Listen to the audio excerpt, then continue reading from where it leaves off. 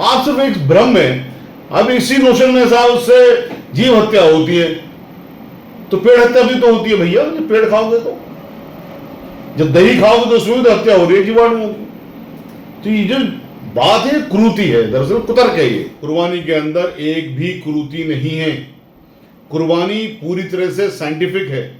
कुर्बानी से समाज को फायदा पहुंचता है, कुर्बानी से पर्यावरण को फायदा पहुंचता है। हमें कानून यानी हमारा संविधान हमें परमिशन देता है अपने मजहब को पूरी तरह से मानने का, उस पर चलने का। हिंदू धर्म में कुछ लोगों के मुताबिक गोश्त परमिटेड नहीं है, मेजोरिटी के मुताबिक गोश्त परमिटेड है, बलि तभी दी जाती है परमिटेड है।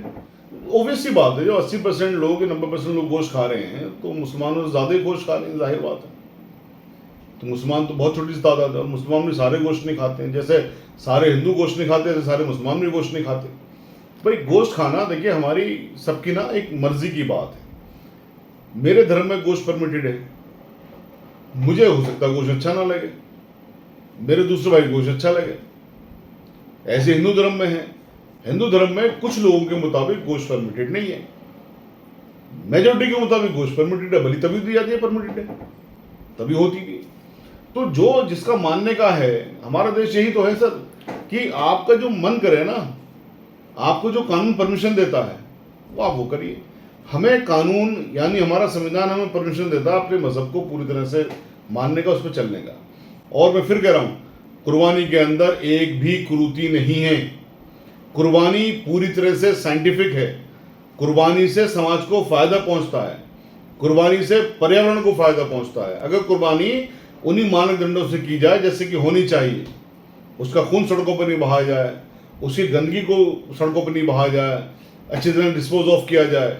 कुर्बानी से बहुत सारे लोगों को रोजगार मिलता है, कुर्बानी से बहुत सारे लोगों को कई महीने का खाना मिलता है, कुर्बानी से बहुत सारी चैरिटी होती है। उसकी जो चमड़े हैं, जो कुर्बानी के जानवर के चमड़े से तमाम तरह के बैग्स हैं, ब्रीफ केसेस हैं, शूज़ हैं, जो आप बड़े बड़े अपने महलों के अंदर सजा के रखते हो, बड़ी बड़ी महंगी चीज़ें लाकर, वो उन्हीं सबकी खाल से बने होते हैं। तो जो चीज़ें समाज को फ़ायदा करने वाली हैं, जो चीज़ें समाज जो हमारे देश की इकोनॉमिक्स को फ़ायदा पहुंचाने वाली हैं, जो चीज़ों से किसी को नुकसान नहीं है, आप सिर्फ एक भ्रम में, अब इसी नोशन में साहब उससे जीव हत्या होती है, तो पेड़ हत्या भी तो होती है भैया। जब पेड़ खाओगे तो, जब दही खाओगे तो उसमें भी तो हत्या हो रही है जीवाणुओं की। तो ये जो बात है क्रूरती है, दरअसल कुतर्क है ये कहना ही कुतर्क है। और इसका कोई जवाब नहीं है सिवाय ये कि इतना कहिए कि भाई हमारा मजहब हमें परमिशन देता है और हमारा संविधान हमें हमारे मजहब को पालने की, उस पर चलने की परमिशन देता है।